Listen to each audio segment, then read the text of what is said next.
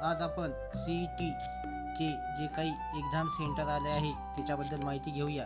तर सुरुवातीला आपल्याला क्रोममध्ये जाऊन CET हॉल तिकीट अशा प्रकारे आपल्याला टाईप करायचे आहे. आता टाईप केल्यानंतर आपल्याला एक नवीन सर्च जर म्हणलं आपण तर आपल्याला असे दिसेल की ही जी काही तुम्हाला सुरुवातीची वेबसाईट दिसते, state common entrance test cell CET cell, याला क्लिक करा.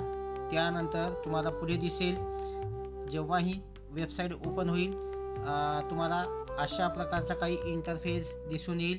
आता या ठिकाणी गेल्यावर जर तुम्ही खाली पाहिलं तर तुम्हाला बरेचशा सूचना आपल्याला दिसून येतील, पण हे आपल्या कामाच्या नाही आहेत. आपल्याला काय करायचं आहे, जे वरच्या साईडला आहेत ही इथं 3 टिंब दिसतात त्याला क्लिक करा.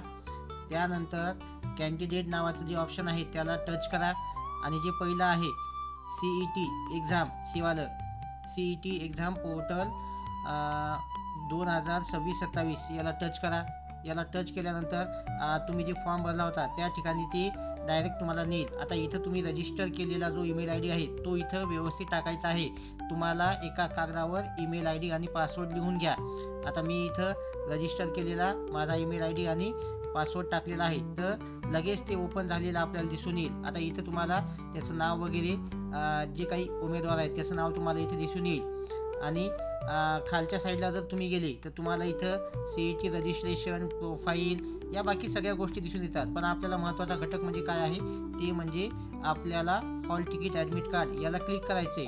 याला क्लिक केल्यानंतर इथं तुम्हाला तुम्ही ज्या परीक्षेसाठी फॉर्म भरला आहे ते दिसेल. मग याला तुम्ही टच केल्यावर एक नवीन इंटरफेस ओपन होईल आणि हे इथं तुम्हाला पहा, तुमचा जो काही ॲप्लिकेशन नंबर आहे आणि नाव आहे ते तुम्हाला दिसेल. इथं समोर डाउनलोडचा ऑप्शन आहे, याला डाउनलोड केलं की तुम्हाला अशा प्रकारे तुमचं ॲडमिट कार्ड ओपन झालेलं दिसून येईल. आता या ॲडमिट कार्डमध्ये तुम्हाला खालच्या साईडला जे काही एक्झाम सेंटर आहे ते त्याची माहिती आलेली दिसून येईल. तर या ज्या काही सूचना आहेत तुम्हाला सविस्तर वाचायच्या आहेत आणि त्यानंतर परीक्षेला काय काय लागेल काय काय नाही ते तुम्हाला घेऊन जायचे आहे. पण सगळ्यात महत्त्वाचं या ठिकाणी पहा, तुमचं नाव येईल, त्याच्यानंतर तुमचा रोल नंबर येईल, त्यानंतर तुमचा जो काही पासवर्ड आहे. आता तुम्ही ऑनलाईन एक्झामला गेल्यानंतर तुमचा जो काही पासवर्ड आहे इथं तुमची जन्मतारीख असेल. त्यानंतर डेट ऑफ एक्झाम, आता इथं पहा 29/3/2026 ही परीक्षा आहे आणि परीक्षेची आता काही शिफ्ट आहेत. आता ही जी काही एक्झाम आहे ती 11 ते 12:30 म्हणजे 1.5 तास ही परीक्षा आपल्याला चालू दिसते. पण त्याच्या आधी महत्त्वाची सूचना म्हणजे तुम्हाला इथं त्या एक्झाम सेंटरवर जाण्यासाठी रिपोर्टिंग टाईम दिलेला आहे, तो आहे 9:30चा. आत गेल्यानंतर तुमची प्रॉपर बायोमॅट्रिक चेकिंग वगैरे होईल.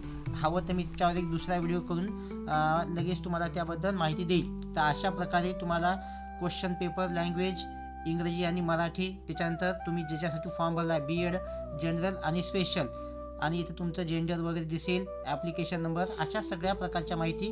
सगळ्यात महत्त्वाचं म्हणजे इथं तुम्हाला तुम्ही कोणत्या जिल्हा म्हणजे तुम्ही एक्झाम फॉर्म भरला होता तेव्हा जे जिल्हे घेतले होते, प्राधान्यक्रम दिले होते त्याचं नाव दिसेल आणि जवळचं, आता बऱ्याच उमेदवाराला जवळचं सेंटर आलेलं आहे. आता या ठिकाणी तुम्हाला कराड हे दिसेल आणि खाली तुम्हाला या सगळ्या गोष्टी दिसून येतील. आता महत्त्वाचं म्हणजे तुम्हाला या कार्डसोबत काय काय घेऊन जायचं आहे ते सगळं याच्यामध्ये दिलेलं आहे.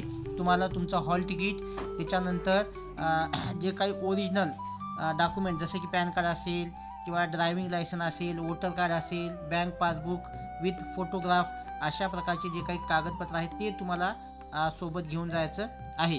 तर अशा प्रकारे तुम्ही जर खाली गेले तर तुम्हाला याची प्रिंटचं ऑप्शन येईल. तुम्ही हे कलर प्रिंट काढा आणि परीक्षेला जा. तुम्हाला परीक्षेसाठी खूप साऱ्या शुभेच्छा. धन्यवाद.